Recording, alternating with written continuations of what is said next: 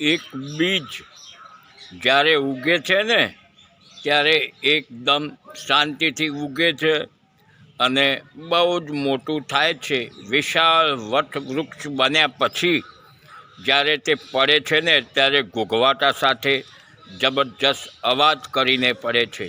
દોસ્તો, એવું પછી તમે સમજો કે સર્જન છે ને તે શાંતિપૂર્ણ હોય છે અને વિનાશ જે થાય છે તે જબરજસ્ત અવાજ ઘૂઘવાટા સાથે થાય છે. માટે તમે એક વાત યાદ રાખો કે જેનું સર્જન થતું હશે તે શાંત હશે અને વિનાશ થવાનો હશે ત્યાં હર હંમેશને માટે મોટા અવાજો થતા હશે. તમારા બાળકોને ધાર્મિક કટ્ટરવાદથી દૂર રાખો, કારણ કે જે બે ઓલાદ છે ને તેમને ખબર નથી કે હિંસાની અંદર બાળકો હોમાઈ જવાનું કેટલું દુઃખ થાય છે.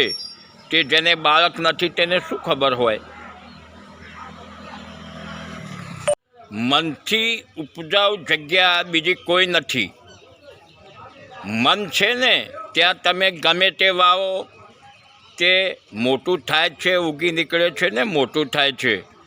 પછી તે વિચાર હોય, નફરત હોય કે પ્યાર હોય, મનમાં વાવેલું મોટું થયા જ કરે છે.